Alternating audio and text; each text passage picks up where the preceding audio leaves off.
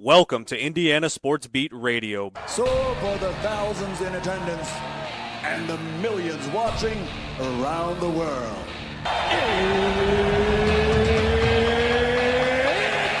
Time! Three on the way. Oh! It went in! It went in! And Indiana wins the ball game! Know your role and shut your mouth, you jabroni! Float game for the win! Taylor's gone. Goodbye. Touchdown, Indy. Woo! IU. America. They got a football team now. It's pretty simple. I win. Google me. You know that I'm the cream of the crop. Now, here's Jim Coyle. Hello, everybody. Welcome in to another edition of Indiana Sports Beat Radio. This one special edition, as we are trying to make them all special. But today we are coming to you live from the College Football Hall of Fame in Atlanta, Georgia, site of this year's Peach Bowl. Well, site of the Peach Bowl every year.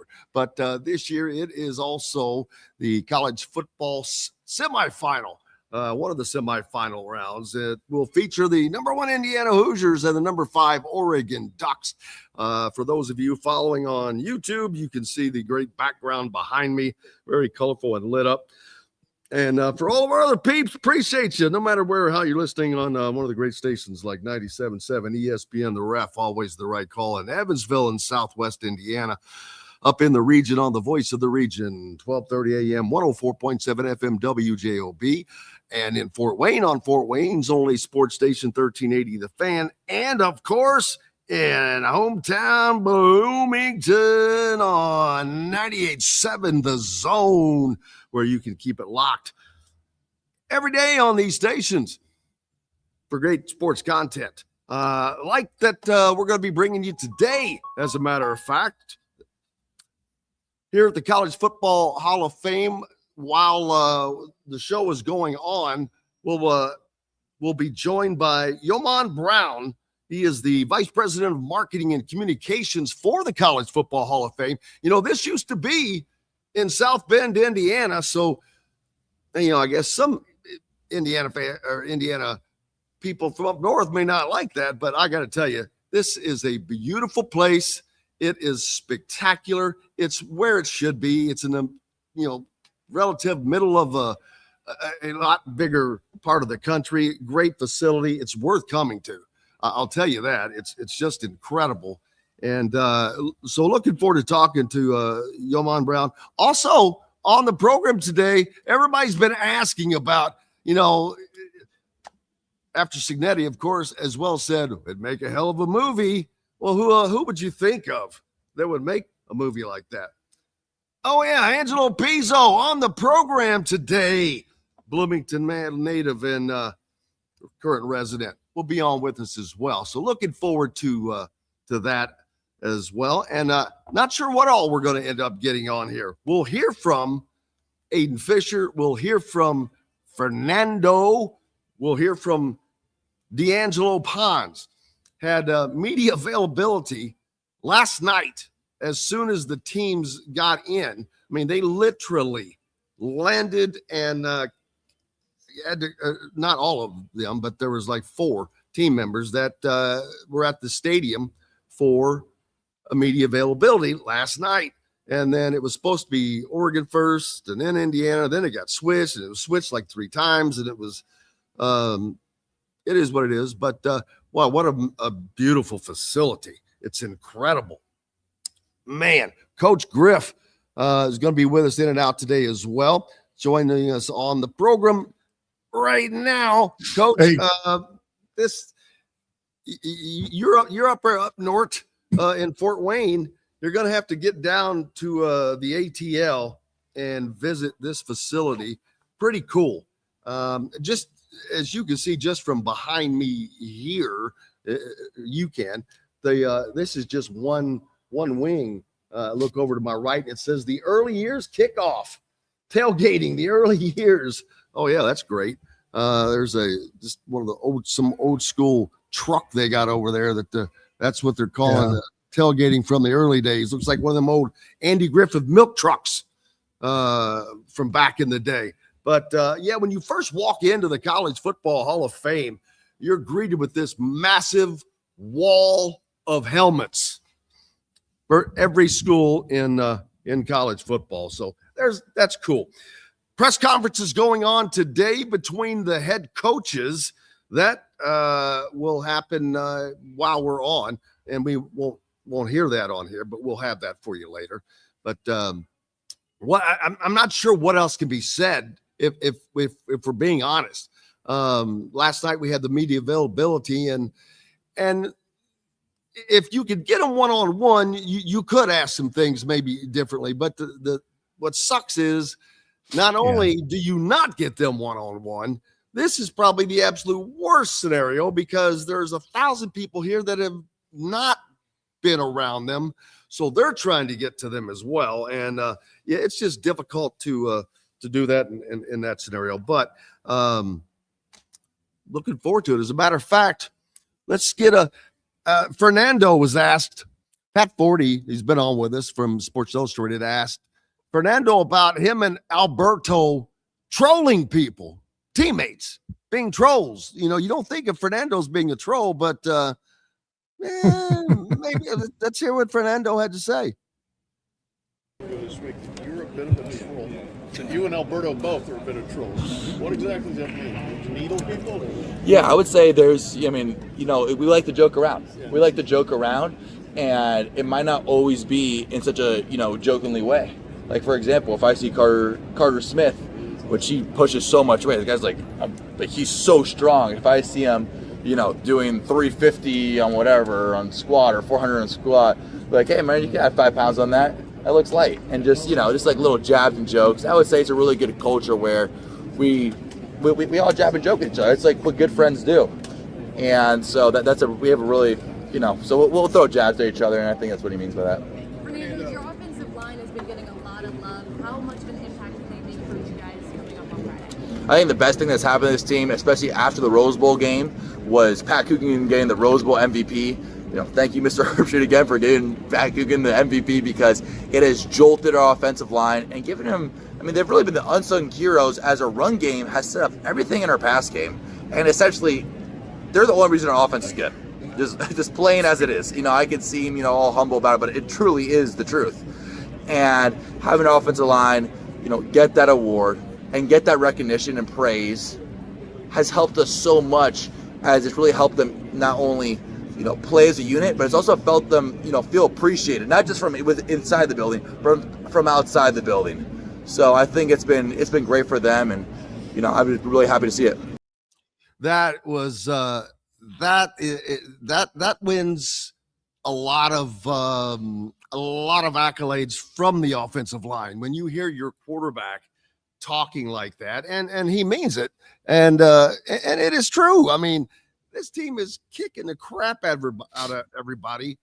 First of all, because, and I've been mentioning this the last couple of days, because it's phenomenal. Kalon Black is like 12 yards shy of 1,000 yards, I think. He'll be their second 1,000-yard rusher this season. You also have Fernando, who has leading the nation in touchdown passes. So how in the hell are you going to deal with an offense that's got 2,000-yard rushers and a quarterback that leads the country in touchdown passes and an offensive line that's not letting him get sacked? Yeah, they've been playing pretty dominant football here towards this part of the year at the right time. They had their struggles when they had some nicks and bruises and, guys banged up, and everybody was worried about the break being something that would, hinder this team. It helped it immensely with the ability to get guys healthy. I don't think anything hinders this team anymore. I truly don't. I think that they are so mentally locked into what they're doing, because not only, you mentioned the break, 25 days off, and then you're going to have 3 games inside of 19 days. Yeah. The 3 toughest games you're ever going to play, which, that's stupid. We all know that. But, this team is so freaking locked in, it doesn't matter. Then you add on top the amount of media that they've had to do. I'm telling you, it's a lot. It's a lot for us. Once you get to this level, the Rose Bowl, it's like boom, boom, boom, boom. It's every day for this Peach Bowl. It started, I think Saturday. There were head coaches Zoom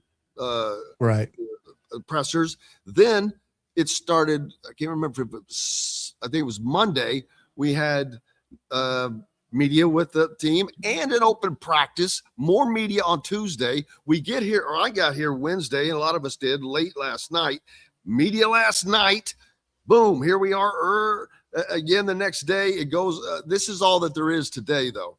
But then I don't think that there's anything else. That leaves tomorrow as game day. So you kind of get it out of the way. But especially for a guy like Sig, who very seldom lets anybody discuss or talk other than himself. Which is great. And you know what? I almost asked either Mike Shanahan or Brian or both that last night. That you guys usually aren't talking to the media, and you've talked more in 2 weeks than you have in 2 years. That's right. It's no joke either. It isn't. And Sig, I mean, that again goes back to his Saban days. Nick would not let anybody else talk outside of himself. And you got to respect that. I think you talked about being locked in. That started day one for this squad. Back in August, being locked in, and they've done it now for 14 weeks where they've been locked and loaded each and every time they stepped on the field between the white lines. And that preparation just doesn't happen overnight. It's a combination from everything they start in their winter conditioning that goes through spring, that goes through fall camp into next season, so forth and so on. And that's one thing that Sig is, I think he's pretty masterful at, in terms of getting the attention of his team and being able to have them focus in and not let the noise be the thing that occupies their minds. Just like you said, the amount of media that has hit the team in a matter of 2 weeks, they're not used to that, because it's very seldom do you have that many guys talking on the stage at one time, let alone straight 2 weeks. Well, very few are used to it, because normally you don't get to do that much media. So it's actually an honor and a pleasure. So we'll see how if they get to do it again next week. So hopefully, so that would be incredible. But yeah, looking forward to all of that. And like I said, we're going to have Angelo Pizzo on the show today. It's going to be incredible. And they're setting up right now. Let's go ahead and take a quick break, and we'll be back on the other side. Appreciate everybody being with us here on Indiana Sports Beat Radio. Back with plenty more right after these messages.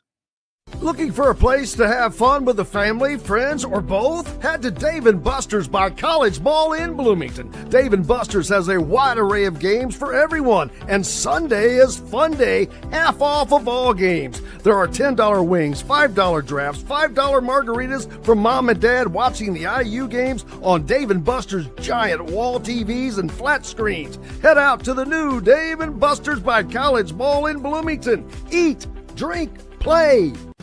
Huddle up, football fans. Tailgate season is here, and nobody gets you ready for game day like Academy Sports and Outdoors. Swing by your local Academy store or shop online at academy.com to find everything you need, from grills to jerseys and more. Be a watch party legend with gear from top brands like Nike and Under Armour, all at unbeatable prices every day. With 8 Academy stores across Indiana, including our Bloomington location, fun can't lose, and neither can you. Gear up today at Academy Sports and Outdoors. Zach Browning here to tell you about an offer you simply can't pass up. If you're looking for the best coverage of Indiana football and basketball, which includes recruiting, weekly chats, podcasts, as well as access to the best national team out there, then look no further than thehoosier.com. The best part, it's just $1 for the first week.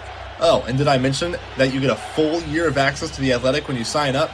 You can't beat the coverage, and you can't beat the deal. So head over to thehoosier.com today and sign up for just $1. It'll be the best decision you ever made.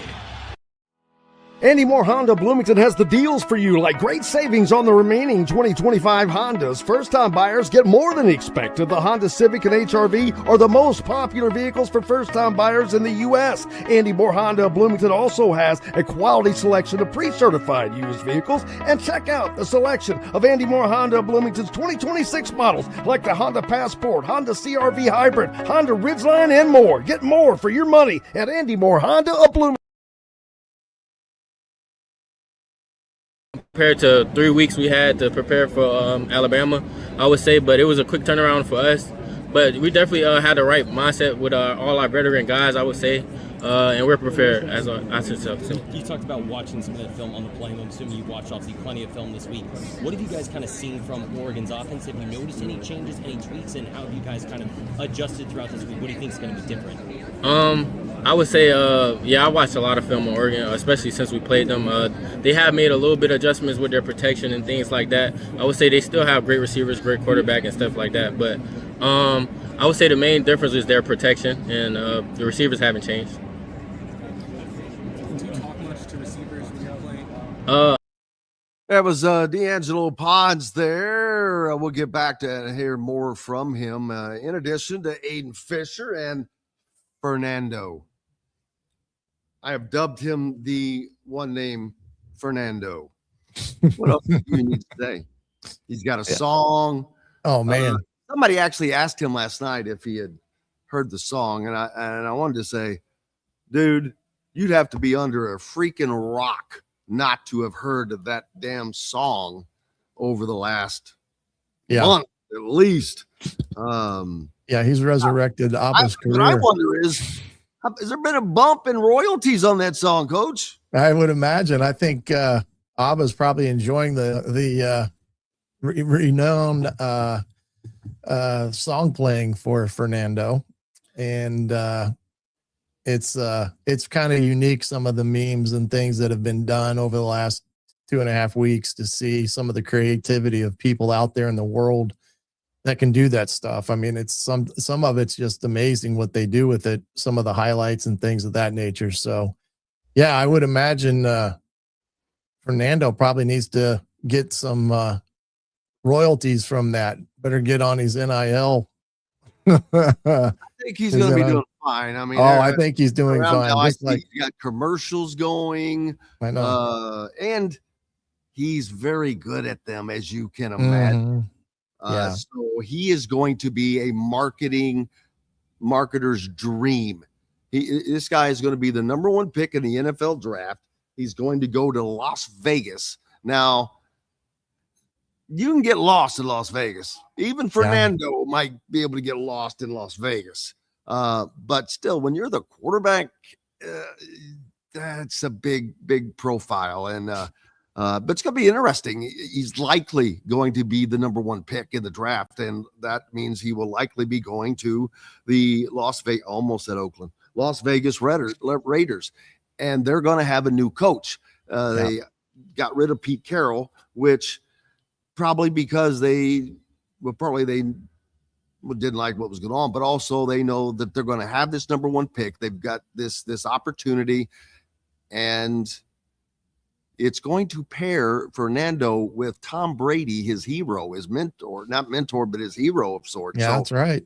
And I think Tom Brady has already mentioned that they will be taking Fernando, someone may have said, but all that aside, but I'm just talking about, watching his commercials, and this dude, we've all seen it, but he's gotten better as the year's gone on.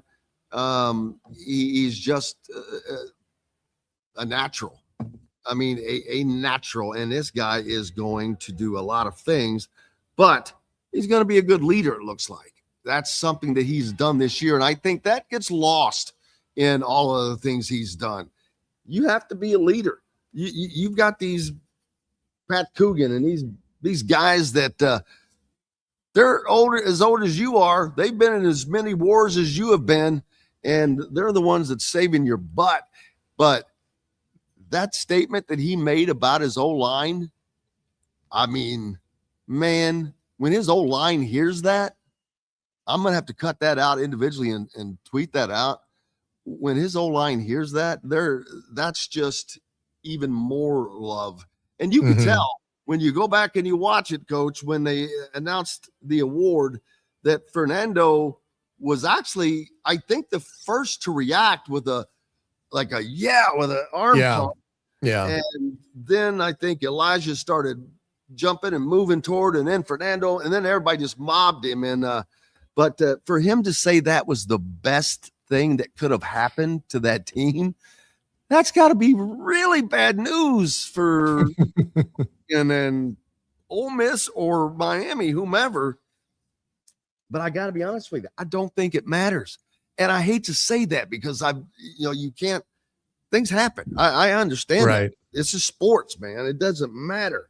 Stuff happens. There are teams that shouldn't have been beaten. Were beat Indiana basketball in 75. Yeah. Freak stuff happens, man. But all things aside, all things being equal, this team doesn't lose. They're just better than everybody else. Now, Miami might be the best of what's left. I don't know that, and I'm saying that because of the presence and emergence of that defensive line of the Hurricanes, and because we'll get to that later. But that's a game that's going on tomorrow night or tonight. I'm sorry, hell, it's tonight. That's Keep tonight. forgetting that, and everybody, maybe even me, is assuming that Miami is going to win that game. But I assumed Georgia was going to win that damn game. And I was like, wait, what? So did Lane Kiffin.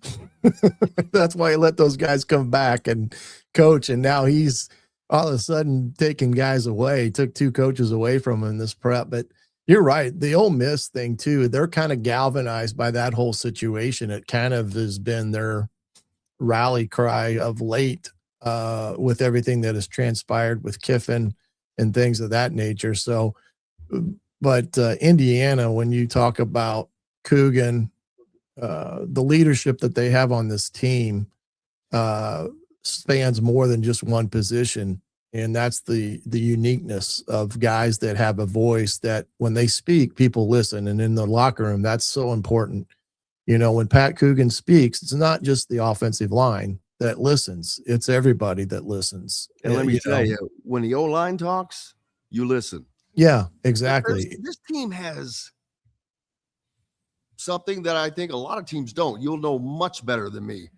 I don't think it's normal, and by normal, that's not the right word, but customary for there to be so many leaders where there's no stepping on toes. It's all working in concert together. Normally, when you have a lot of cooks in the kitchen, it doesn't work out. This is the opposite, man. No. These guys are just piling on love. What he said. It's like and it's offense defense crossover. That's another thing you don't see. You just don't see that kind of crossover normally. It's usually the offense guys are and the defensive guys are, because it's kind of separate in a way, but this is a completely unified effort. And again, that's part of what makes this incredibly crazy. You were around coaching for so long, and I've been saying this a lot lately. The one thing that every coach spends his career trying to get his team, his unit, his players to do, execute on a consistent basis. Yeah. That's it. Just do your job like you're supposed to do it every time. Well, that's not going to happen every time, but if you're doing it 90% of the time, or in that 90 percentile, which you have to be elite, you're going to be successful. If your center's doing that, and your guard's doing that, and your tackle's doing that, and your tight end's doing that, and the wideouts, and the running backs, and the quarterback, which is damn near impossible. Ask any coach. But this team is doing that. Yeah. I don't know how. That's what how I don't know. I mean, buy-in is everyone's bought in. Okay, yeah, I get that. But why isn't I don't want to say no one else been able to accomplish this, but this is pretty spectacular because, again, you go back, they're doing it with talent that nobody else wanted, that had to be evaluated and found and developed, and then gotten to the point to where they are now. And it's a machine. Yeah, and it started a year ago with Aiden Fisher and his voice and what they brought from JMU and his branching it out with other guys, and then continued this year with the additions of Coogan and Fernando and others. But the other thing that's been unique about this team is the number of guys that have made plays. They do not just have a singular body or person making all the plays. You talked about Black, you talked about Hemby, you talk about Becker, you talk about Surratt, Cooper. That's what makes this team so tough to defend. And then on defense, you've got guys like, you got Jones, and you've got Tyreek Tucker. You've got Boykin, who probably had his best game in the Rose Bowl. I mean, there's just a multitude of players making plays week in, week out that makes this team very difficult to prepare for, because you just can't say, well, we'll take this away, and they hit you with something else. I mean, Alabama blitzed 52% of the time against Indiana, thinking that was the answer to get pressure on Fernando.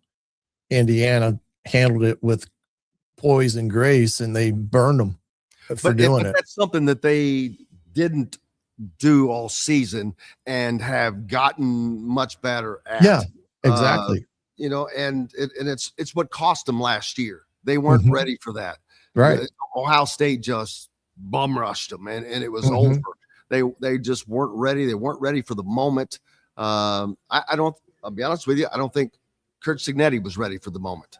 And I don't mean that negatively. I got what you're saying. I think that maybe he didn't anticipate some things. Maybe I don't know. It doesn't matter, because whatever it was, he says, okay, hell no, that ain't happening again. And I mean, right. Wow. And now we look at what they're already doing right now while you're in the midst of this. You can't spend any time on the portal. Now you got guys that are doing it to help you. But the great thing is they don't have to do much, Coach. I mean, No. It's selling itself right now. You've got guys that are coming to Indiana that I don't know that they've all been reached out to be honest with you. I would bet you some have reached out to Indiana, several. Oh, I don't think to make themselves available. And you sent me something earlier that Zach Browning from the Hoosier.com had breaking that yet another commitment to Indiana, a defensive tackle from Tulsa. So I love when they add those. That sounds like Stephen Daly from Kent State. Yeah. Just those guys that maybe were overlooked in the beginning, didn't have quite the size yet, needed a little bit. That's probably one of those guys, but you can get the full story at thehoosier.com. And if you want to keep up with everything that is going on with the Hoosiers, coverage of this potential national championship run, as well as everything that's going on with the roster turnover, go to thehoosier.com. You can get it for 50% off right now, in addition to a free year of The Athletic. So you got that going for you, which is nice. Weather's a lot better than it was in Pasadena, Coach. You're not. It's a little crazy, and I wish I could have taken. I should have taken before and after pictures of my shoes. I'm wearing the same shoes today.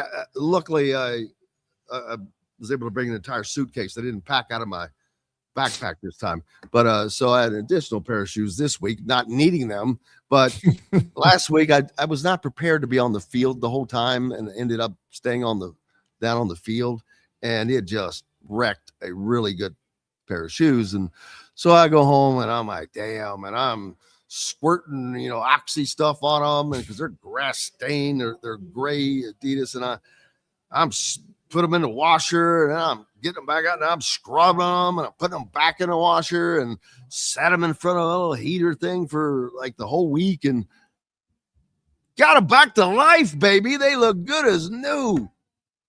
That was actually something you hardly get able to do in today's world. Get stuff back after you've kind of ruined them. Especially in the green mud. when it's green grass, Yeah. fresh cut green grass that's soaked in the water. Yeah, it's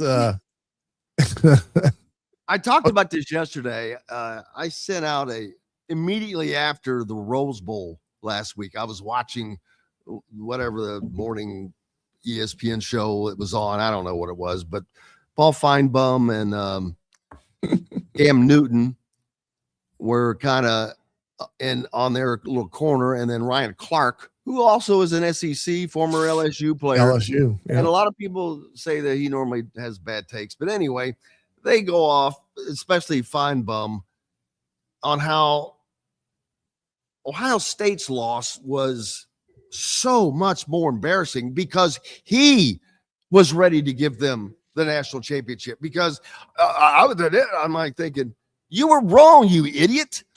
But anyway, and so he goes on, and then so finally Ryan Clark gets to him and just eviscerated them and lit them up and saying, are you kidding me? You want to say a game where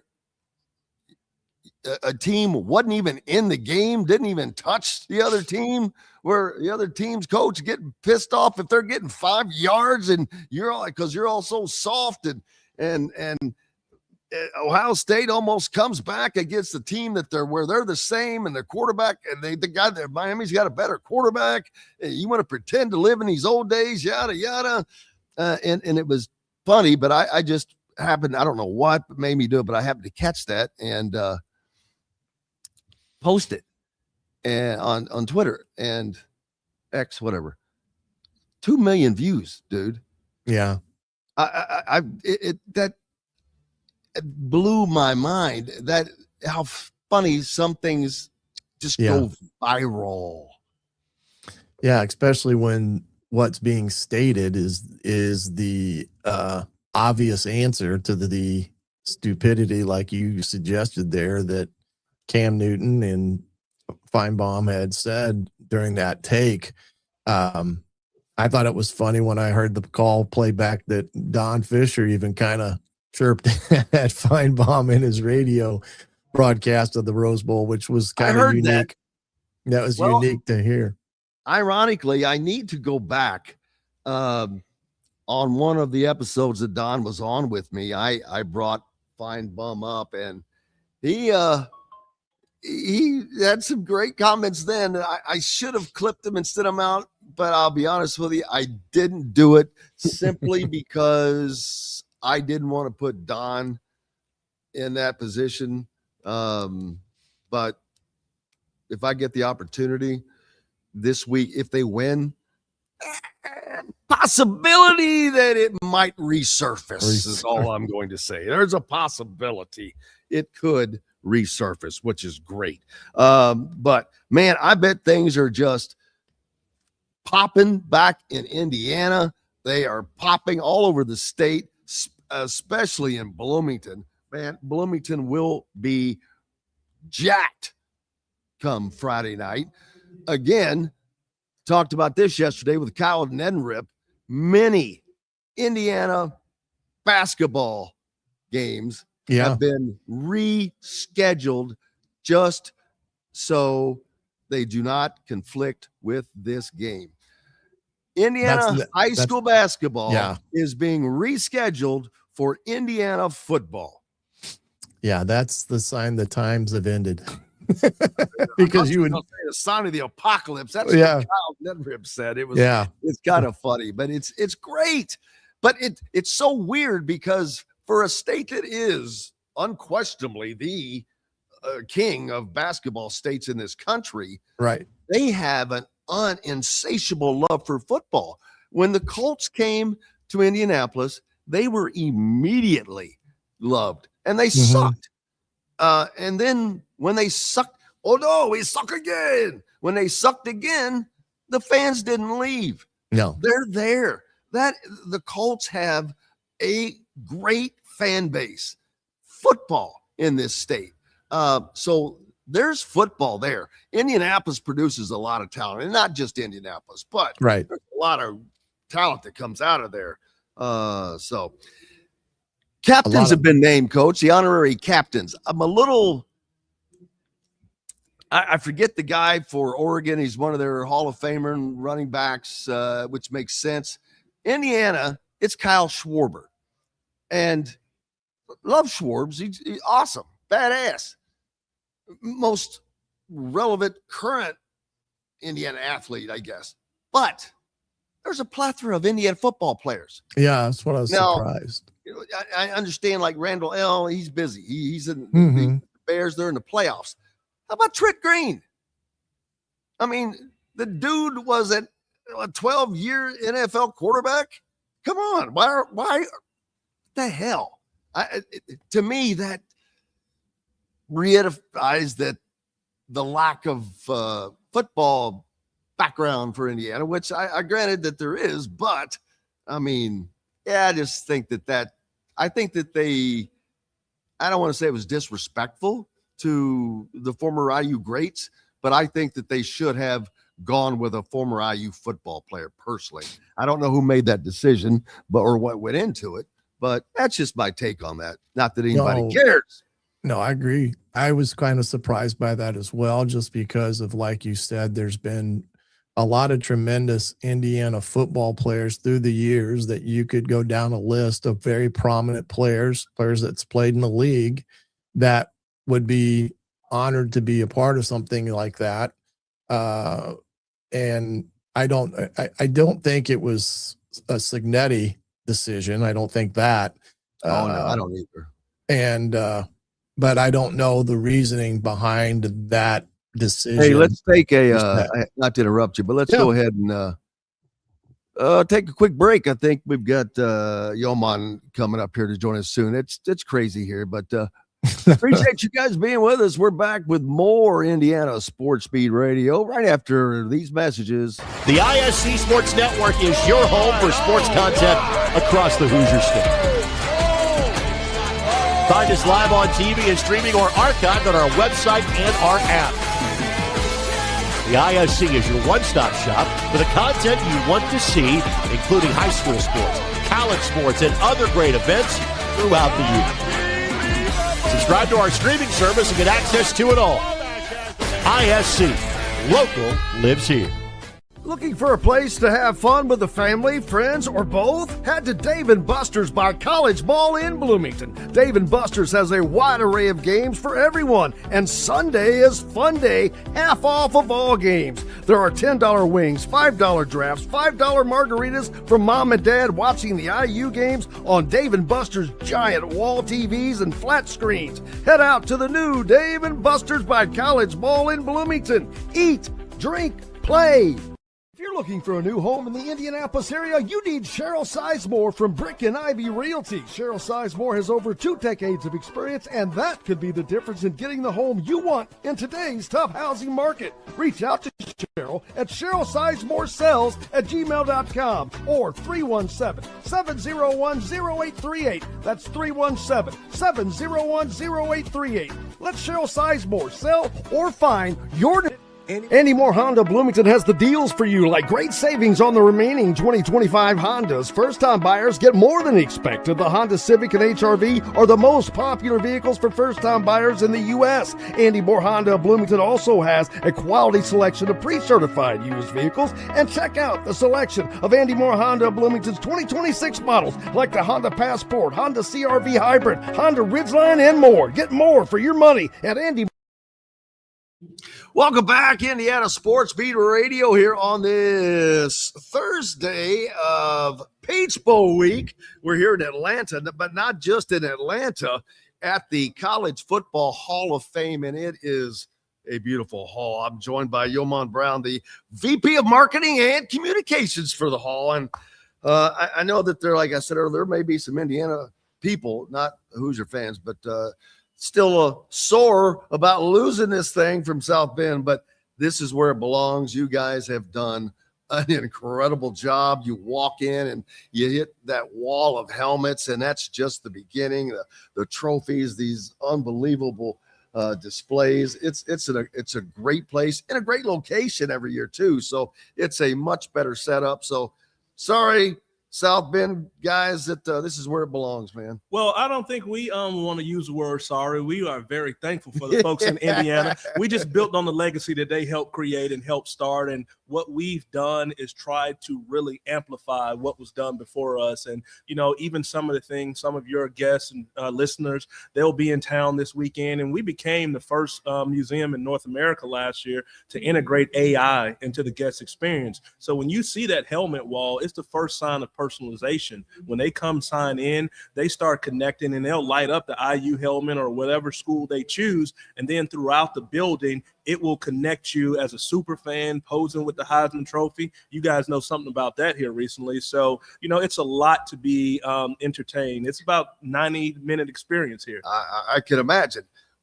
First of all, where in the world do you all store all the artifacts? Because I know that there has to be an unbelievable amount that aren't even on this is probably So this only represents about 20% of what we have on display, maybe not even that. And, if my, recollection is correct, but we have over 1 million artifacts. And, we are partnered with, the Georgia World Congress Center here, where a lot of the fan engagement activities are. So we have a plethora of items that, we rotate out and we make it kind of topical. Right now, we're highlighting 90 years of the Heisman. So we brought out a lot of those artifacts, associated with the Heisman, and we rotate exhibits. So when people come to the Hall of Fame, we want to make sure it's new and exciting each and every time they come here. It is spectacular. Like I said, I'm joined by Yeoman Brown, the VP of Marketing and Communications for the College Football Hall of Fame. And it's something whenever you're in Atlanta, going through Atlanta, I know that there's a ton of, Indiana has the second largest living alumni base in the world of any school, by the way. Tons of them in Florida, all down through the South. I know we have a lot of listeners on social media that are down here, but that's what's going to allow them to take this town over, unfortunately for Oregon.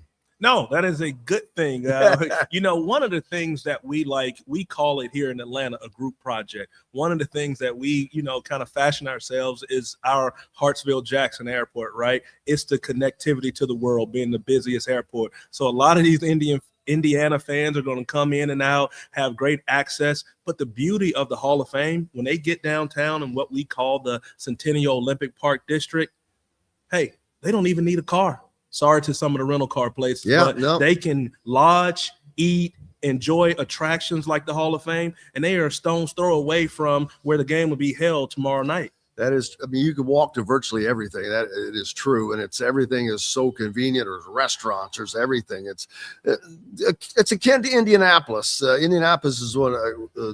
We are very partial to Indianapolis as being one of the great sports cities in this country, as is Atlanta. And I mentioned earlier, tons of former Indiana athletes from the ATL area, man. Basketball, football, doesn't matter. There have just been a bunch over the years that have come from down this way. Well, what I'll tell you, and as you mentioned, you weren't one. You played at Morehouse. Now, I'm going to say, was that football? Baseball. Okay. I was going to say, yeah. Feel like you got a little running back here. I got a little in me, but as I think back, the Hall of Fame is where I am, and I used to work, with the Atlanta Hawks in town. And one of my favorite coaches when I worked at the Hawks was Mike Woodson. So he used to sing Indiana's, praises all the time. And I know he was recently you guys coach up there, but there's so many good people in Atlanta who've gone through, Indiana, IU and stuff like that. So, we really appreciate, and we try to share the Southern hospitality. Doing a great job of it. Did you work with Tree Rollins? I did not. I did. See? Look at that connective tissue. How about this was I was a sports information director for they revamped the old ABA league.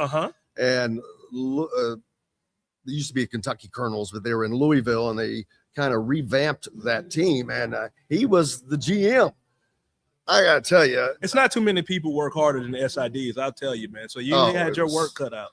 Especially for a upstart team like that. Yeah, in an area where you're going against Kentucky, Louisville, and Indiana basketball already. It's like, yeah, we need something else. But no, working next to him was wild. I'm 6'1". I'm not giant, but I'm not small. My man Tree Rollins is 7'1", and there's just something about a 7-foot human that's not skinny. He was not Manute Bol. Wonder where you got that nickname from, huh? Yeah. Let me tell you. He grew like a tree. Exactly. And he's from Georgia. I forget where Georgia. I forgot where he's from, but Tree is from here. Yeah. Yeah. But a great guy, good guy. He was a good guy. So yeah, I love that. But and then of course, I'm thinking back of one of Larry Bird's great games when they were playing the Hawks, and when it's one of those nights where he was insane, and the guys on the end of the Hawks bench were laughing so hard, and they ended up getting fined because he was hitting all those crazy shots. It was great. It's hard to talk about, the whole Hawks and Celtics rivalry down here. We always find ourselves on the other end of it, but thanks to Mr. Bird, it's all fun stuff, though, man. It's all great. What great basketball that was, and it's just a great basketball city. And actually, you guys, another Indiana connection right now. Michael Penix, former quarterback in Indiana, for this team that played in a national championship game, not for Indiana, unfortunately, but he's here with Atlanta, hurt right now. But it's just yet another Indiana connection. Crazy. It's a lot of Indiana connections here, and all the best to him with his recovery. And the Falcons are looking for a new coach, and hey, it might be another Indiana connection. You never know. Don't boy. Now you just got yourself in trouble, boy. Hey, because that's a good segue, right? That's how your business works, right?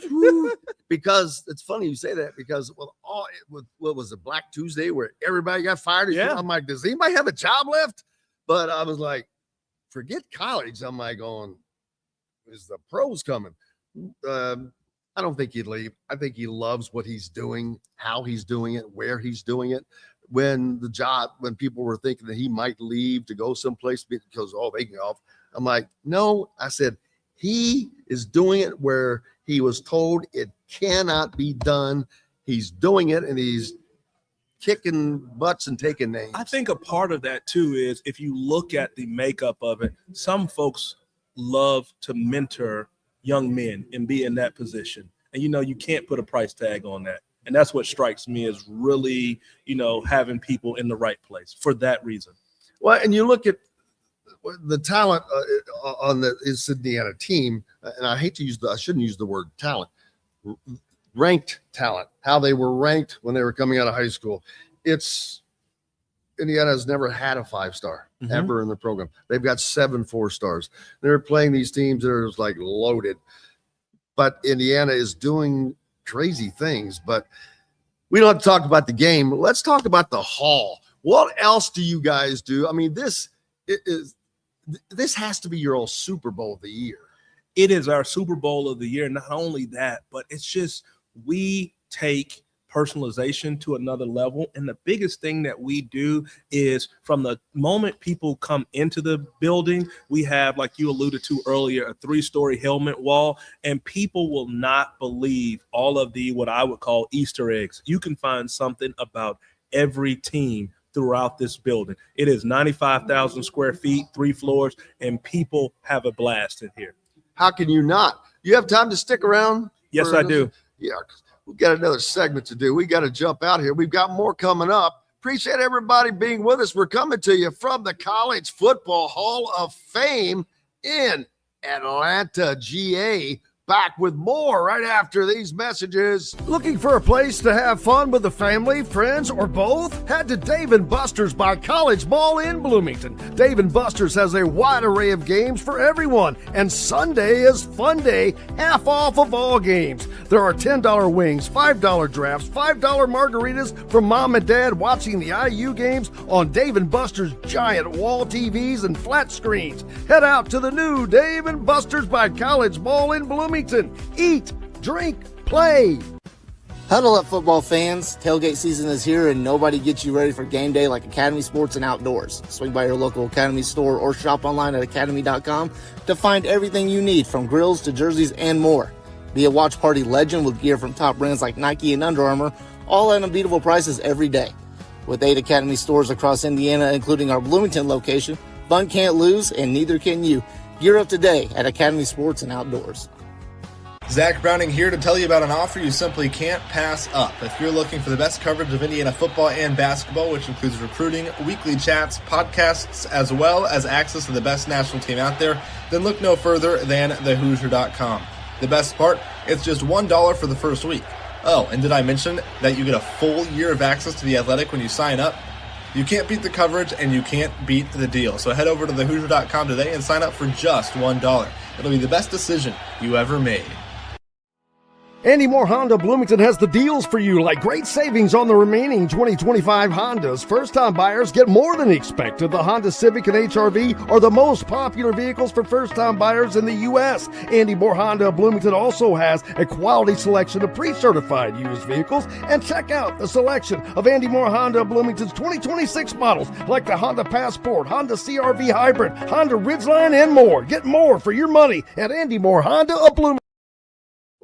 Welcome back, Indiana Sports Beat Radio, here on this Thursday of Peach Bowl week, semifinal for the college football playoff. Indiana number 1 against number 5 Oregon. We're in Atlanta, and that will take place at the Mercedes-Benz Stadium. Today, we're at the College Football Hall of Fame, though, a spectacular, beautiful place, and it doesn't matter if you're here for the game or when you're coming through on vacation, or all of you people that I know that live down here in Georgia or live in Florida,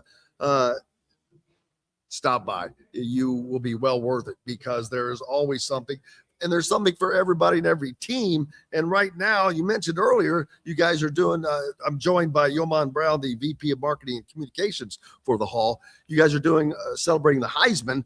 Very apropos, since Indiana is featuring the most recent Heisman winner, their first ever.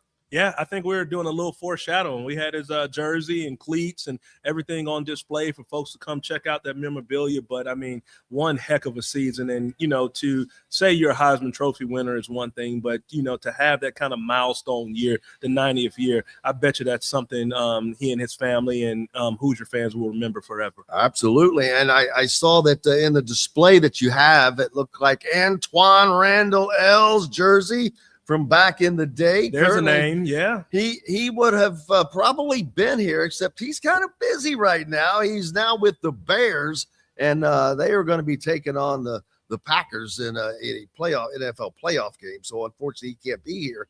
I was surprised. I talked about earlier, the honorary captains. I don't know how they choose those, but for Oregon, they've got one of their great Hall of Fame running backs, and for Indiana, they've got Kyle Schwarber, the baseball player. And I'm like, man, Swarms is great, but you got Trent Green. I'm like, why don't you bring in a football player, man? Here's the question, though, that I'll pose.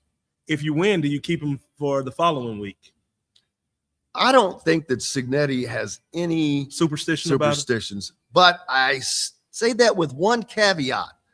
If you know the story, when he moved into Bloomington, okay, there's one chair that he brought that he refused to get rid of, that his wife begged him to get rid of. It is a putrid green reclining chair. Yeah. And there's a picture of him. It was a picture of him in the paper, but still has it. I don't know if that's superstition or if it's just comfort or what it is, but it could be a hybrid of both. Yeah, you got to play offense and defense, so you got to play both sides of it. So it's kind of funny. Yeah. And it's a good story to tell. Oh yeah, and it's kind of funny to not accidentally be superstitious. Exactly. I mean, I do remember when I was playing. I'm like, these are the socks I was wearing. I got to make sure I got to mark it. I got to make sure that's off the left foot and crazy stuff, man. But you guys have some great displays out right now for anybody that is in town or still coming down, because I know a lot of people will not get here until maybe till tomorrow. We'll be staying over a day. Definitely come by. You've got some stuff featuring Fernando right now. I just use one name with him now. He's on one name level. That's when you know you've arrived. When you get the one name, and it's akin to, and it's a tribute to what you guys have done as in what I say organization now. They run like organizations and, from the top down. So, having that one name goes a long way. It certainly does. You're open from 10 to 5. Is that just right now? Are the hours different other times? We're 10 to 5 every day. So when you guys come down here, fans come down here for the weekend or whenever time, we're open 10 to 5 daily, and you can come get in, enjoy it. It takes, depending on your fandom, the average customer comes in and spends about 45 to 60 minutes. Now, if you're a diehard like myself and really want to dig into the history, because we have a lot of it, you can spend 90 minutes to 2 hours in this place and come back for more. I was going to say, and then come back tomorrow. Yeah. Because you always miss something with whatever, like you mentioned, with the helmets. Also, I think gift shop downstairs. We have a gift shop downstairs, and as I came in early this morning, getting ready for a fantastic weekend, they have a lot of stuff, relating to the game coming off of those trucks outside. So they got a lot of merch for you guys coming in. Bring a piece of 2 up. We'll show it off later on. But definitely, I'm sure it is great. That's something I probably will pick up. I don't pick up a lot of merch because don't wear schools and all that, but I like unique stuff. Yeah. And the College Football Hall of Fame is definitely unique. What is next or new coming up for the Hall after? What happens after this? What happens after this is we get ready for our big season, right? This is not the big season. This is what catapults into the big season. So the way our kind of calendar works in August, what we call week 0 in college football. We kick off the season. That's right. I forgot about that. Then, last year we had the championship in Atlanta. We were the first 2-time city to host the CFP up under the new format. And then when the season ends around King Holiday, with the championship this year down in Miami, everyone needs their football fix. We're open year round. We keep that fandom going. One of our mottos is the teams you love and the teams you love to hate. Hey, I get paid to talk smack all year. So when I say it's our season, football might be ending and might be, hopefully for these listeners, your team wins and we're crowned the national championship in 2 weeks, but we keep it open year round. As it should be, man. It is a shrine. And definitely, like I said, I know people there's a tons of people that go down to the panhandle of Florida, like Destin and that area. So right on your way, man. And if you, don't stop at Buc-ee's. Don't stop at any of those places. Don't waste time doing that. Come to the College Football Hall of Fame and get a memory that is going to last. That Buc-ee's burrito will be through. What is it, the Buc-ee's brisket or something like that? Dude, I've been there one time, and it was actually when I was down here last time. Indiana played Auburn in basketball a few years ago. Mm-hmm. That was the first time I'd ever heard of it or seen it. Yeah. I'm a Whataburger guy. Yeah. And we don't have them up there. But I'm looking forward. I know there's some. They're here. I know they're here. Last time. Cobb Parkway is the closest one. I'll tell you about. But I will tell you, when you guys come through and come to Atlanta, one of the things that we do that I think will just resonate with your fans, we have regular self-guided tour. But we also do a VIP guided tour. You ask about, which is only like a $5-10 upcharge. You ask about all the other things and memorabilia we have. We can personalize that tour with one of our historians and curators and walk you through the exhibit, show you memorabilia. We do it well. Wow. That sounds like a great family or any group or a team outing. That would be incredible. It's great stuff, man. I cannot thank you enough, man. Appreciate you, man. Jim. You have been great. Everybody here is great, by the way. They have been so incredible. Brandon has been great. Dylan has been great. Dennis and all the historians. Everybody. Those guys are great. It's been awesome. The hospitality is incredible. Can't thank you enough, man. Jim, thank you. And thank you to your listeners, man. We enjoy it. It's an honor to be here. Trust me, just looking around me, and I haven't even gotten to walk. I haven't gotten to walk around yet, but trust me, I will be. I don't care about those press conferences. I've heard all that they got to say. The talking's done, baby. It's talk. It's time to make the walk. It's time to hit somebody. Absolutely. Appreciate you. Yolan Brown joining me here on Indiana Sports Beat Radio. I'll just keep on rolling here. But a game, since you're here, game's coming up. First of all, tomorrow night, you've got Ole Miss, the upstart now, which they would have not been considered an upstart. Against Miami, because of the coaching change. Correct. And the they've got Charlie Weiss, who they're letting stay, and the running backs coach. The other coaches have been called back home. But I didn't think that they had a chance to beat Georgia.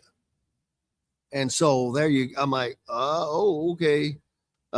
So Miami looks pretty damn good with that defensive line, and their offense is solid. I don't think that Ole Miss will win, but I hope my daughter goes to Ole Miss, and her dream game would be for these two teams to meet. So maybe I said, manifest it, girl. So you need to go back to some superstition and bring it home for your daughter. That's what it's all about. I should have worn that shirt. See, I left it. It's home in the drawer. Ole Miss Dad. It's home in the drawer. What kind of a dad am I? Oh, man. Just pull out one of those statements for how much you're paying to go down there. Yeah, I think that'll do some justice as well. So what are your thoughts on that game? I'm interested to see how Miami's defensive line plays against the quarterback. Because when I watched Trinidad run around against Georgia, I didn't think that was going to happen. Georgia is so defensively stout on their front line, for the last decade or so. I want to see, that's the matchup, and I think that's going to dictate the game. Absolutely. Then, of course, we've got the entree, baby. Friday night in the ATL, Mercedes-Benz Stadium. What a beautiful facility that is, by the way. Arthur Blank and his team, they've done a phenomenal job. And, I will tell you, unseasonably, but the weather is perfect this weekend. It's a lot better than it was in Pasadena. Before you joined me. We heard. Yeah, yes. These are the shoes that I wore, but I was on the field the whole time. Were you ankle deep in water? Water, cut grass, everything. I was like, man, these were my favorite shoes. But they lied to me growing up. They said it never rains in Southern California. It didn't rain on the Rose Bowl, and it hasn't for 70 years. They almost broke that. But Friday night, we've got Indiana, Oregon. I don't know if you can give a guess, but what are your thoughts on the game? My thoughts on the game is it is two really, extremely well-coached teams. I'm interested in, I get to sometimes talk to coaches and things like that.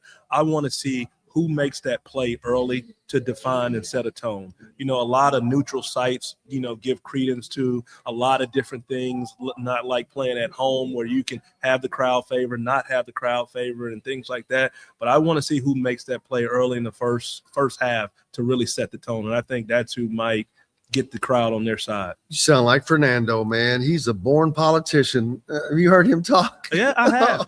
Man. He's being compared a lot to a nice guy we used to have in Atlanta, old Matt Ryan. So, who's up for a head coaching job, I think. It seems like everybody's up for a head coaching job. Well, how can you not be with all those jobs? Jim, I think I heard your name mentioned a couple of weeks ago, so you never know. Token. I was a token for something, man. They just had to get me in there because I'm out. But I don't want to keep it, brother. I know you guys got a lot going on. Enjoyed it, Jim. Thank you so much. Thank you so much. Yoman Brown, the VP of Marketing and Communications here at the College Football Hall of Fame, a destination that you have to put on your calendar. More coming up from the College Football Hall of Fame here in Atlanta after these messages. Looking for a place to have fun with the family, friends, or both? Head to Dave & Buster's by College Mall in Bloomington. Dave & Buster's has a wide array of games for everyone, and Sunday is fun day, half off of all games. There are $10 wings, $5 drafts, $5 margaritas for mom and dad watching the IU games on Dave & Buster's giant wall TVs and flat screens. Head out to the new Dave & Buster's by College Mall in Bloomington. Eat, drink, play. Huddle up, football fans. Tailgate season is here, and nobody gets you ready for game day like Academy Sports and Outdoors. Swing by your local Academy store or shop online at academy.com to find everything you need, from grills to jerseys and more. Be a watch party legend with gear from top brands like Nike and Under Armour, all at unbeatable prices every day. With 8 Academy stores across Indiana, including our Bloomington location, fun can't lose, and neither can you. Gear up today at Academy Sports and Outdoors.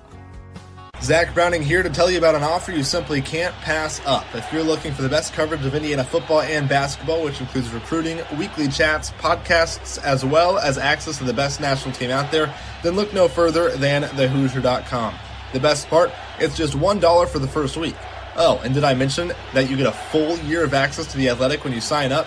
You can't beat the coverage, and you can't beat the deal. So head over to thehoosier.com today and sign up for just $1. It'll be the best decision you ever made. Andy Moore Honda Bloomington has the deals for you, like great savings on the remaining 2025 Hondas. First-time buyers get more than expected. The Honda Civic and HR-V are the most popular vehicles for first-time buyers in the U.S. Andy Moore Honda Bloomington also has a quality selection of pre-certified used vehicles. And check out the selection of Andy Moore Honda Bloomington's 2026 models, like the Honda Passport, Honda CR-V Hybrid, Honda Ridgeline, and more. Get more for your money at Andy Moore Honda of Bloomington.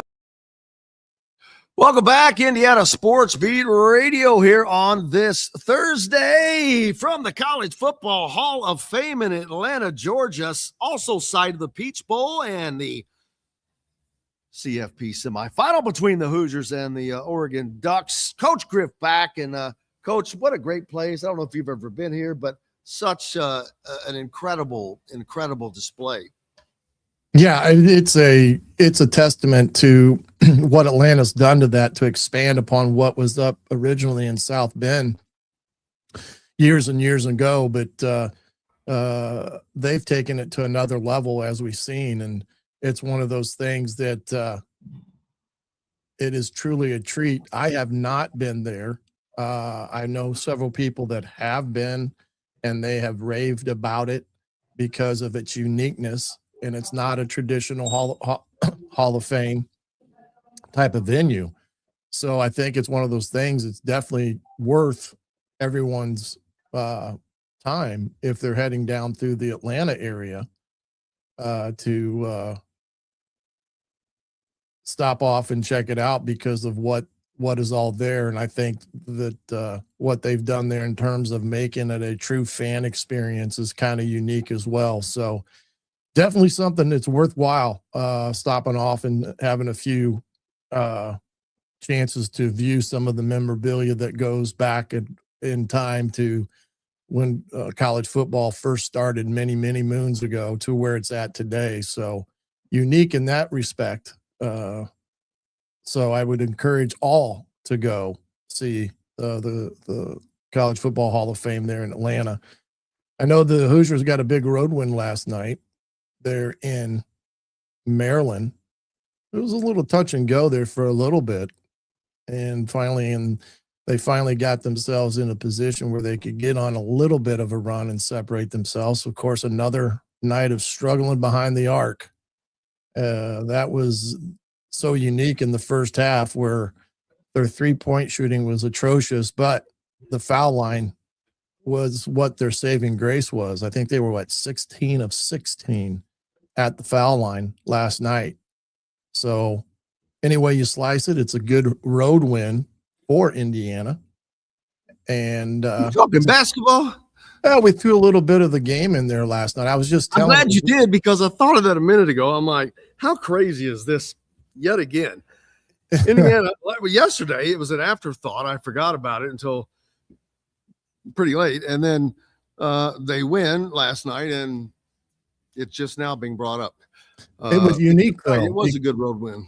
It was unique, was what I was talking about. Their three-point shooting was atrocious in the first half, and their only saving grace was the fact that they were perfect from the foul line. Well, that's something that has helped them a lot. There's been a few games where they really fell off there, but for the most part, they've been pretty good there. But that was, I called that a must-win game. Oh, and absolutely. You should never have to call a game in early January a must-win game, but it is and was, because it's a road game. This team is going to have limited opportunities to win road games. Mm-hmm. They're not going to go to Michigan and win. I don't see them going to Michigan State and winning. I don't see them going to Purdue and winning. I don't see them going to Illinois, Then you got to worry about playing Michigan at home, Purdue at home, Illinois at home. You're going to have tough home games. And they've already lost on the road at Minnesota. So when you have opportunities where you're playing a team that you're simply better than, you got to win that damn game, because if you don't, it's very difficult to make that up. Well, and it's like you said, when on paper you are better than the opponent across from you is one thing. Going out and proving it is the next thing. You have to have that killer instinct that you can beat those type of teams because, like you said, you're going to have a tough schedule that's going to come punch you right in the nose like it always does in the Big Ten. I mean, this isn't anything unique to the Big Ten, but these are the months of January and February that really set you up on whether you're a potential tournament team or not, and opportunities to get big wins. But if you don't get the wins that you're supposed to, you put yourself right behind the 8 ball. And last night they were able to get the W on the road, and that was what are they? I think they're 12-3 overall right now, if I'm not mistaken. But good hard fought win for them when they weren't shooting well from the arc. And that's what those ones are. Those are sometimes gritty wins that you got to just grit out. And that's what you got to do. All right, that's enough basketball talk. Yeah, I'm sorry. That's all you get right now. Hey, I'm telling you, until this deal's done, no. Although, well, let's stick on there for a second. Their next game is Saturday. It might be their toughest home game they have of the season, and 90% of the media that normally would be there will not be there because they're going to be here still. I don't get back. Most of us drove, and the game's at noon. If it had been a late game, it would have been a different story. But it's not. It's a noon game, so that's going to be different. And Nebraska is kicking the crap out of people. They beat Michigan State. They're ranked in the top 10. They're 15-0, undefeated halfway through their season. What a job that guy's done. He's got but Nebraska was so patient with him. He's been there for 7 years or something now. Yeah, they've given him plenty of time. But you have to. Nebraska's they did the right thing. Most schools would have canned him probably 2-3 years ago. Yeah, right. And now look where they are. And Nebraska, there's no way they have a great NIL or for basketball. Hell, they can't get it together for football, and they're a football deep school. I mean, they've sold out that damn stadium since Abraham Lincoln was in office, I think. So, but we'll talk more about that next week. Let's talk about the Hoosiers and what they've added in the portal over this week. I've talked immensely about saying half of these guys probably were not even recruited.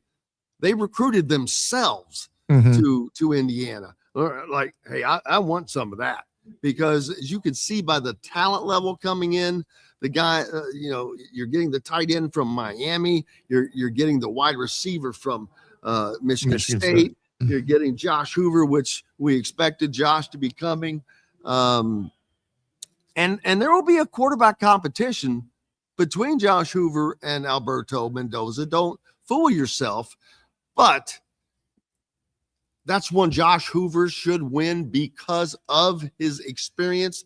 And that's something that Kurt Cignetti looks for and covets, and what fans have to understand. Josh Hoover has, 3 seasons of starting at quarterback, I think. Yeah. He's thrown for 9,000 yards. So, yeah, that experience is what Kurt wants. And I know that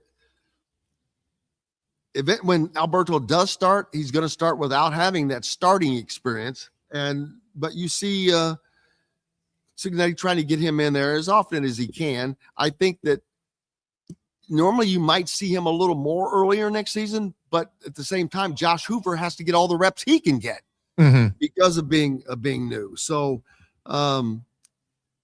Alberto's fine. He's got 3 years of eligibility, people.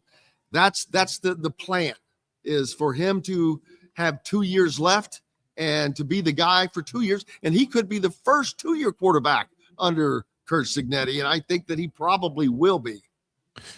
Well, look at it this way. Alberto, when he, whatever that time period is where he gets that job, and who knows, we'll see what all happens. he's essentially like a transfer quarterback in the portal anyway when that time comes because of his maturity.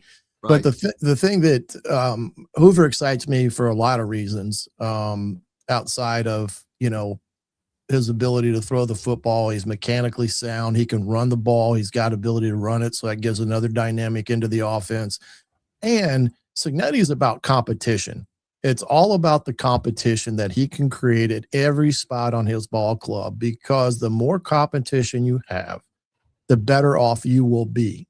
And that is why this Indiana team has just thrived all season long, whether their one guy was out there or their number two guy was out there, because of the competitiveness of this lineup that's out there.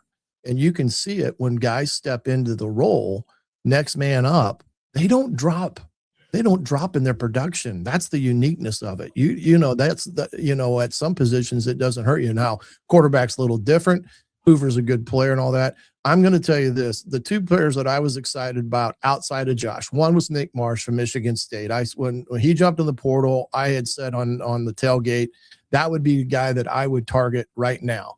Now, that being said, I'm sure there's going to be some things there that he's going to have to improve upon at Indiana that he got away with at Michigan State, but that's what's going to make the kid better. But he's a big time receiver on the outside. And the Brockshot kid from Miami, who's a Fort Wayne area kid up here in the north at Leo High School.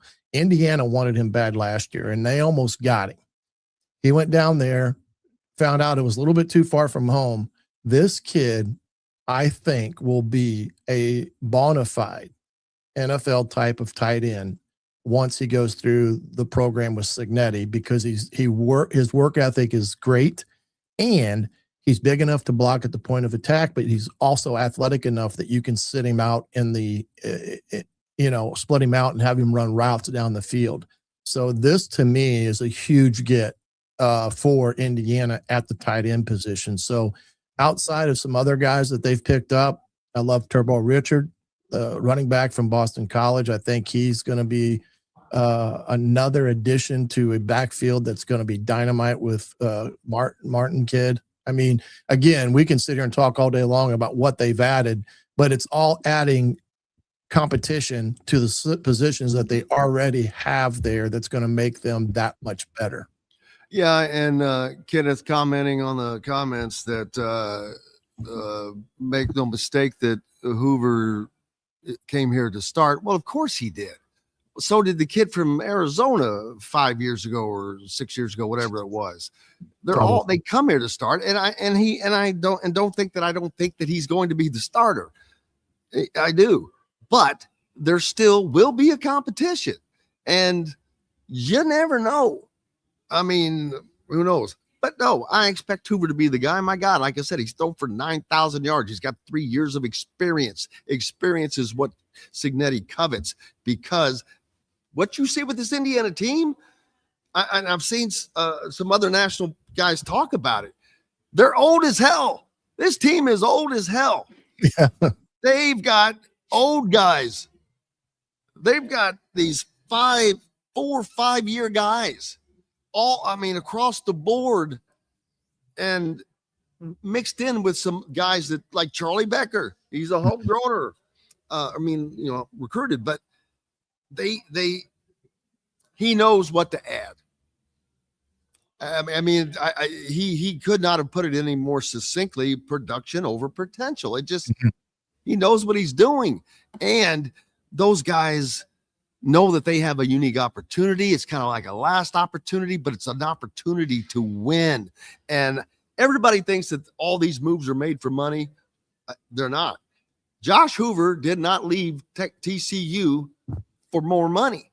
You think that they don't have money at Texas Christian? You're out of your damn mind. First of all, they're in Texas. Every Texas school has got like $10 billion for football. But he came, in my opinion, to directly play for Curt Cignetti. Oh, there's no question. And I think that's the one unique thing that Cignetti has to talk to about a kid about. He doesn't promise him anything.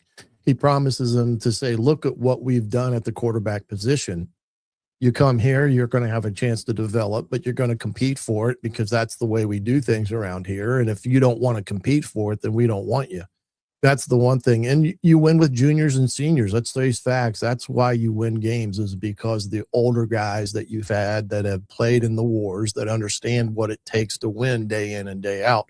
Now, they took Brock Schock for one simple reason. They recruited the kid, even though that he's a redshirt freshman and probably didn't have much tape on him playing at Miami. But the fact that they recruited him had everything to do with why they took him. Probably won't see any other guys. I mean, there's a lot of guys that are freshmen that are in the portal right now that are 4 and 5 stars that probably Indiana will not take because they didn't recruit them, number one, and they have nothing to verify. And if you're a 4 or 5 star and you're leaving Ohio State, let's say, which they've got a few that are in the portal right now, that goes to tell you that they're probably not as good as they were rated out of high school in that respect. So, again, I think Indiana's being wise with their money. It's interesting that Mark Cuban has stepped up to the table and made sizable. No number was mentioned other than bigger than last year. Bigger than last year, and they were a lot happier. Who was a lot happier? Indiana was a lot happier with what he put forward. But my understanding is that Cignetti has forged a relationship with Cuban, and that's why he's invested in the program now. And that's the key component to why you get people on board, is you invest in them, and then ultimately they invest in you. So that is, I mean, if you look around, you're dead on. John Calipari with the Chicken Man, Purdue Chicken, and probably the Waltons down there. Each place has got these, Texas Tech's got Cody Campbell, but he's more of wanting to see it. Miami's got their big money guy, but does everybody? No, everybody may not. I'll tell you who must. What the hell's going on at Northwestern? They're brought in the freaking Michigan State's quarterback. How the hell did they get him? They got Chip Kelly at OC. How the hell's that happening? I'm like, what? They're building an $850 million stadium that's only going to hold 37,000 people, but I'm sure it opens next year, I think, right? Yeah, but Northwestern, they're staying in the fray.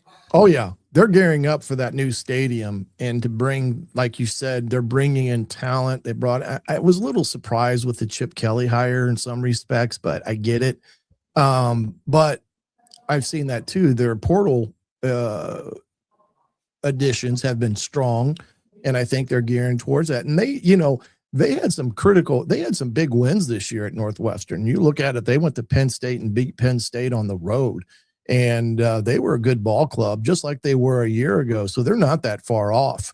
They can get some consistency on offense. They're going to be a team that, is going to have a chance to rattle some cages in the Big Ten next year. But again, you got to be happy where Indiana's at in the midst of chaos, like you pointed out earlier. Happy? Are you kidding me? People have to be just because not only of where they are right now, which is, it has to be a dream for every Indiana fan. I don't care if you're a basketball or football fan, for every Indiana fan, period. What is happening is, and people can argue, I don't care, but I would like to know. And Mike, of course, he, immediately mentioned the Miracle on Ice. I still think this is the biggest sports story ever, because it's not one game. That was right. Dude, this is a team that first of all, they're losing his program ever. So you got that going for you. But the teams that they beat along the way this year, they've gone undefeated. They're on the precipice of history. No one has ever gone 16-0 and won a national championship. No one has ever done the things they've done. They've gone through Iowa. They've gone through Penn State. They've gone through Oregon. They've gone through Ohio State. They've gone through Alabama. It's historic. Mm-hmm. So it's crazy. Sit down, Michael Schumann. It's a beautiful thing to witness and be a part of, watching it happen in front of our eyes. But again, you're correct in the excitement that's going on in Bloomington, but also in the state of state of Indiana, and even on the floor of the Senate, where Jim Banks recognized Fernando Mendoza and his Heisman in front of the Senate the other day. So a lot of fanfare for sure. I mean, I'm surprised it hasn't gone to the Pope yet. I mean, he's working on it with his priest, Michael Schumann from the Daily Hoosier, sitting down joining me. Did you just get to town? No, got in last night. Where the hell were you? Where the hell were you? I was at the media availability. I was there too. Happened to be a few hundred people there. We might have missed each other. I didn't see you. I couldn't believe that. But the amount of media, first of all, is crazy. I was not in that scrum down there, but I'm like, I figured it was pretty much a lot of the same that's already been said, but probably a little more jovial between, because the two coaches were there together. What was said, it was fun. I wasn't there. That you hit it. It was fun. Like I sense a real like respect and camaraderie between Lanning and not Saban. Shows what I was going to say. Signetti, I think, because they came from the same tree, they know what each other's all about, and you can just sense that, even though there's a big age gap between those two guys, that they really have a lot of respect for each other, and they were just having fun cutting it up with each other. Yeah, Lanning, as you can tell, if Indiana fans didn't have to play against him, all that, he's a guy you'd love. I mean, he's the guy that looks like you'd want to play for. He's one of those coaches. And he's a winner. So I can see that, because it takes someone of that caliber to kind of bring that out of Signetti. Right. Because he tries to keep, I don't want to say a wall, but he's this mystique maybe between everybody else. He's not going to do that if he doesn't respect somebody. Exactly. And we don't, I don't think we measure up. No. You might make fun of me, but that's about it. This is going to be incredible. First of all, this facility, the Hall of Fame here, is awesome. That was Angelo Pizzo's luggage. It just fell. He brought it up here and left, and was supposed to be coming back to do the show with us. So hopefully he'll make it back. But thoughts on the game, man? Here he comes. Thoughts on the game? Well, first of all, I saw Angelo downstairs, and I thought, is he here to write the script? I got him here. All right. Actually, I texted him. He said it ain't happening. Thoughts on the game, or I just expect a lot more of the same as what we saw out in Eugene. Just two great competitive teams. Probably going to go down to the fourth quarter. Going to come down to explosives and special teams and turnovers and things like that. It's really hard to get a lot of separation from either one of these teams. So I certainly don't expect a blowout. Michael Schumann from the Daily Hoosier. You know him, buddy. Appreciate you. Good to see you. I'm sure I'll see you again. Hey, we've got more coming up. We're back with the man, Angelo Pizzo, from Hoosiers, from Rudy, from Mile America, so many more. Right after these messages. The ISC Sports Network is your home for sports content across the Hoosier State. Find us live on TV and streaming or archived on our website and our app.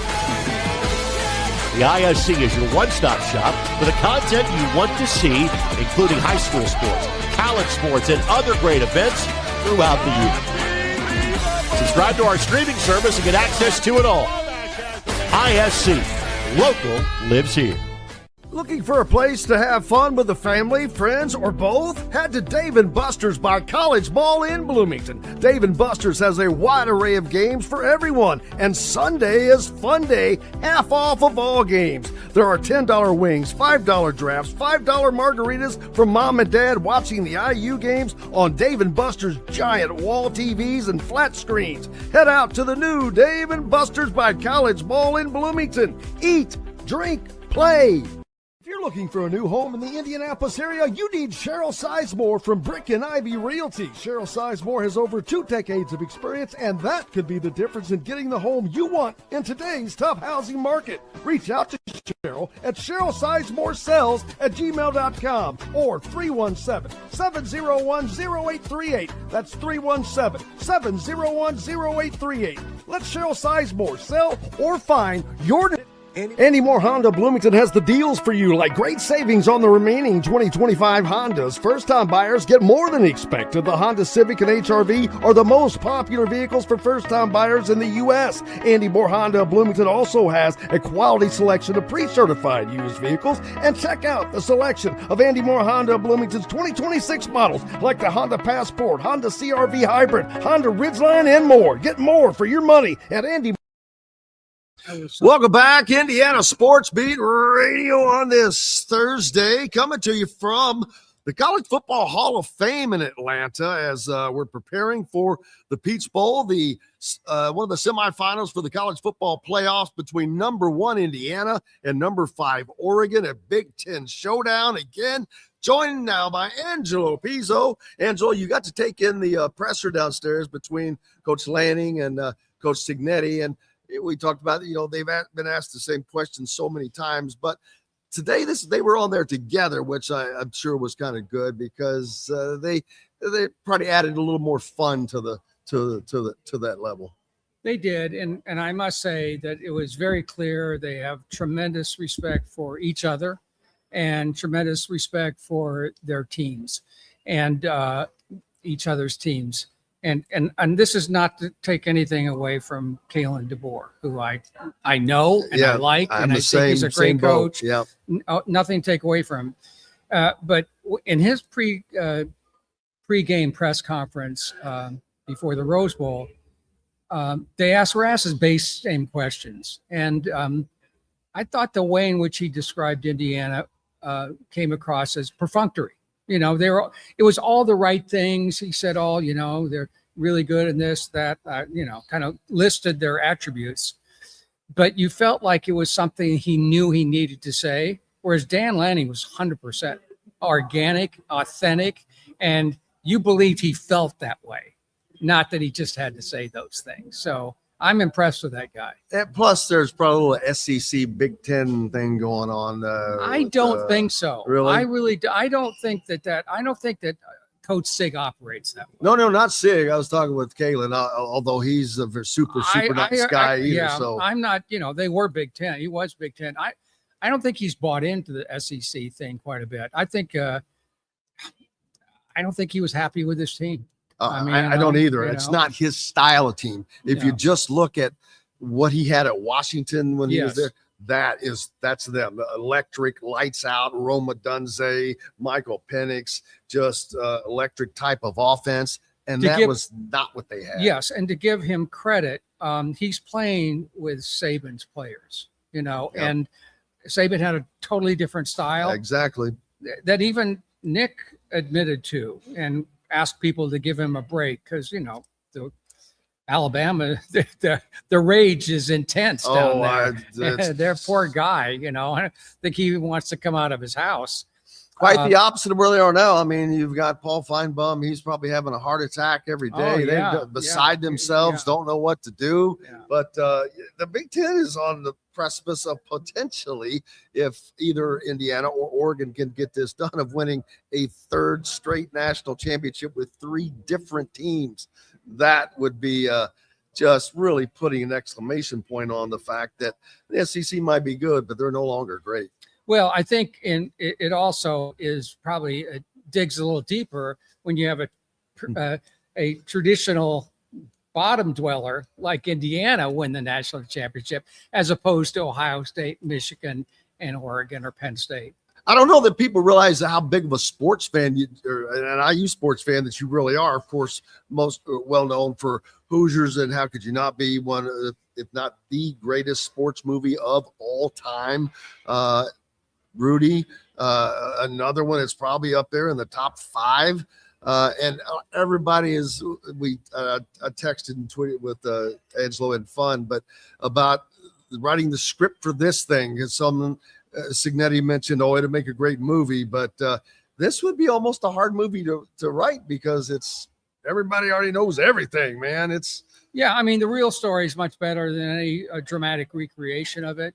The only way you could pull it off is if you waited 20 years. Yeah, you introduce the story to a new generation or a new audience. Forget. Yes, and like there was a gap between every sports movie I've done right. and the time we make it. It'll make a hell of a documentary. I know someone's going to be doing that, and Someone else mentioned I know that. two books that are being written about it. But no, there's no way in which and it drives me nuts that well, ever since when Coach Sig made that comment about make a hell of a movie, my phone burned up. I started laughing. After, but no, there is no Hoosiers 2 coming from me. I feel sorry for anybody who tries to do it. And I know you saw the poster because you sent it to me where someone took the basketball, but the football, which was just kind of funny. Yeah. It's fun. If they could have, maybe they could have had a little fake Jimmy Chitwood quarterback or something in it, throw it in the back would have been funny. But no, it's been great. A movie that still holds. Oh my God, geez. Who doesn't watch it every time it comes on? It's just crazy. I know it's not something that you do, but it's just weird that but it's just one of those movies when it comes on. It's like, oh, okay, you're hooked. You're hooked already. Well, listen, I mean, one of the things that has been interesting for me in this year is that the movies I've written that people know about, but I've also written a number of scripts that were sports related and haven't been made. But inevitably or invariably, there's always a coach. There has to be a coach. And one of my taglines that I say that I'm not doing sports movies anymore is because I've run out of locker room speeches to write.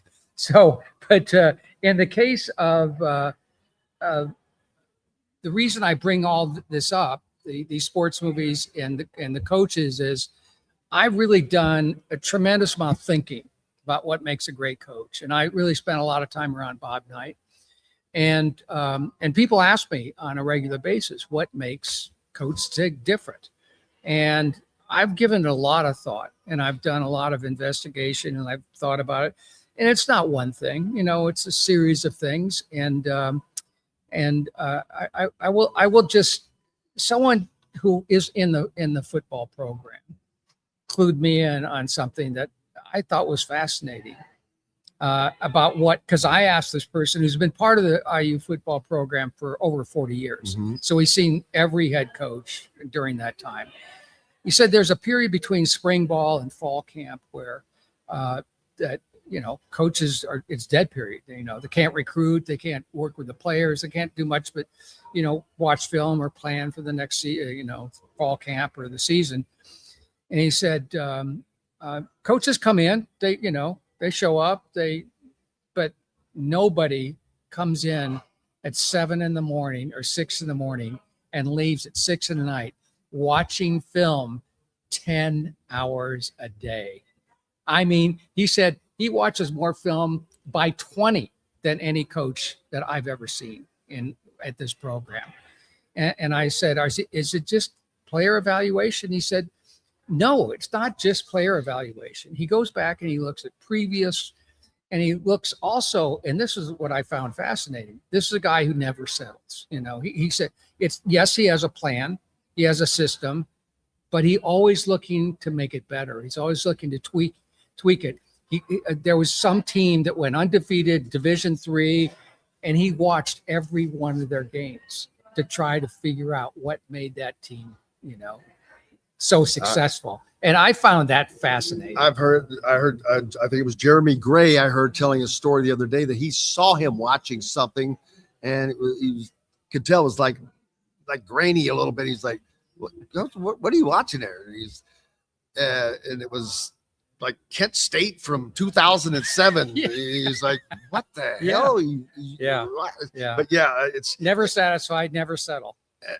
And everybody hears him say all of these what sound like cliches, but they're not. They're how he lives, walks, breathes, leads. Everything he does is built on all of those things that they say, they talk about, and the team is bought in. How you can get 105 guys to buy in like that? That's amazing. Can I tell you a quick Sig story? So I met him, and it was an event where not many people were there, and Scott Dolson introduced. This is a guy who did Hoosiers and Rudy. He said, "I've never seen Rudy, I hate Notre Dame, and I'll always hate Notre Dame. Then I said, okay, that's fine. I hate Notre Dame too. God. You and I are the same, right? Yeah, oh my God. Then It's a great movie, though. he's like really straight, and he goes like this. But I hear it's a pretty good movie. That is Signetti-esque, man. I'm telling you. No, That's a but good we one. actually end up talking for 10 or 15 minutes, and he actually has a wicked sense of humor. Oh, you can see it coming out, and he will. Yeah, he hides it. Yeah, he definitely does. And when he likes he's to have loose, fun. he lets it go. His wife is the same way. She has great sense And of that humor is too. great. Yeah. She is very unique as a coach's wife. I've met her she goes to the coaches show. Yeah. You see her out after the games, but it's very, I think that's part of the family atmosphere that Signetti doesn't sell, but incorporates into what he does. People have been asking me, and Angelo Pizzo, in case is with us, thank by the you. way. People have asked me often, I said, well, with the success, aren't the, big programs and everybody going to come after him and so on and so forth. And I had a really strong feeling we would do whatever it took to keep him here in terms of the contracts. But there was another ace card in the hole that I was aware of, because when I talked to Manette, she couldn't stop gushing over how much she loved Bloomington. And I knew that her love of Bloomington actually was going to be something special. She was not happy about leaving. I'd heard that said a lot, but I had never heard it from someone who actually heard it from her. Yeah. So that's good to hear. But I just go back to the fact that I knew that first year he did what nobody could do, where nobody could do it, and he loves that. I mean, he relishes that. But you know what I was thinking, and this is a really interesting challenge looking forward. And of course, it's an exciting one, because he's done all of this with 1, 2, and 3-star kids. Okay. When we played Ohio State, they had 9 5-star players and 48 4-star players. We had 0 5-star players and 7 4-star players. Now that he's had success, players want to come. Oh yeah, and we're going to start getting those 4 and 5-star players.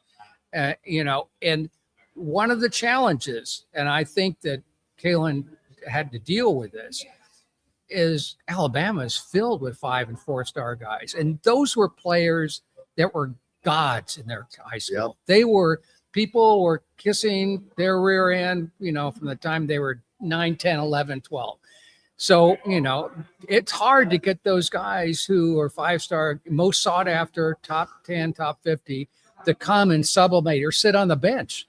So if you have 9 5, between whatever the 64 and 5-star players, there's only 22 playing. So you've got some people on that bench who are 5-star kids. Yep. They're not happy, and that infects the team. So that will be a challenge that now he has to coach 4 and 5-star kids. But I think he doesn't just recruit to, physical ability. He recruits the kid. There's no question. Character. He talks about character a lot. I mean, he talks about that with his staff. He talks about it in every aspect. And oh gosh, the staff. Wow, man. Brian Haynes and Mike Shanahan. Amazing. Yeah.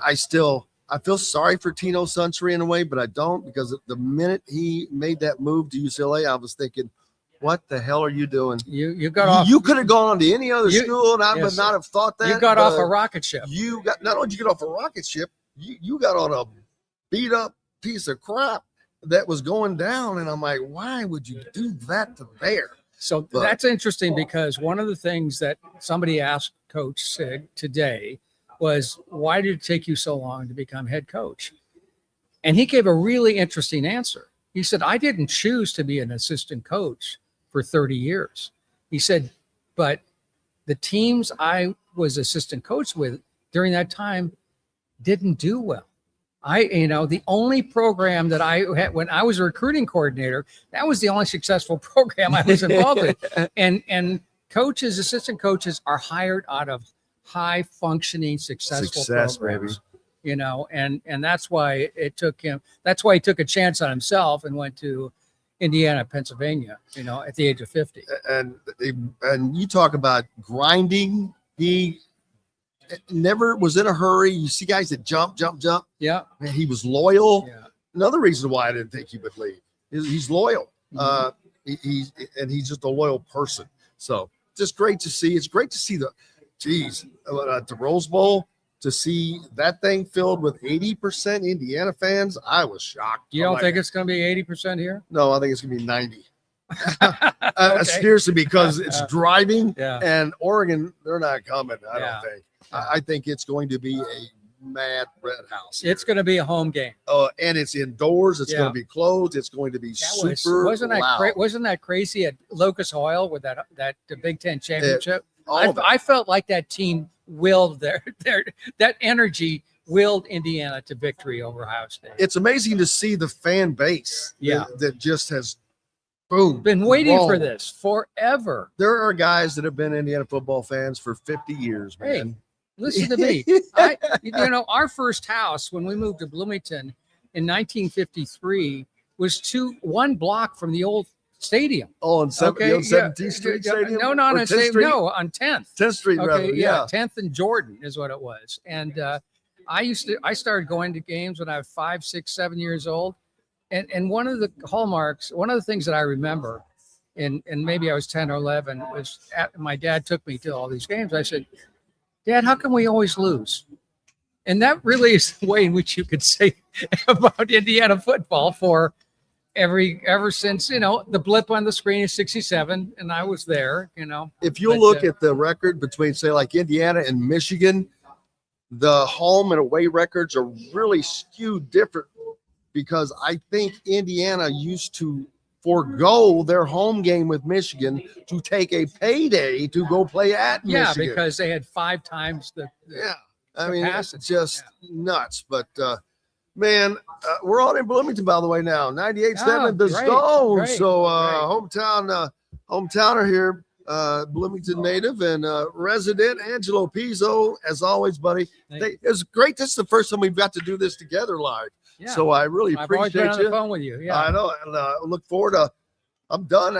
We're done after the show's over, baby. So I look forward to getting to relax and enjoy the day. Yeah, and take some of this in. But thank you, man. I appreciate My you. pleasure. Look forward to it. Enjoy the game. Okay, thank you. Thank you. Angelo Pizzo joining us here on Indiana Sports Beat Radio as we're coming to you from the College Football Hall of Fame. It has been an absolutely fun day for us here, and we're grateful for all of the hospitality they have shown us. Yoman Brown, the marketing VP Marketing and Communications for the Hall, especially, and Dylan and Trevor as well for all of their help in doing this. Of course, Angelo Pizzo as well for stopping by and visiting with us. As you can see, if for those of you that are following on social media, right over my shoulder is the Anthony Thompson display back there. But I'm going to go around and check it all out, man. You guys have a great day. We'll be back with more coverage of the Peach Bowl tomorrow. I'm Jim Coyle. I will see you on the radio. Thanks for listening to Indiana Sports Beat Radio. Be sure to subscribe to our YouTube page for more clips and team coverage of Indiana basketball, football, and more. You can also find full episodes and tons of other content on thehoosier.com. We'll see you next time for another edition of Indiana Sports Beat Radio.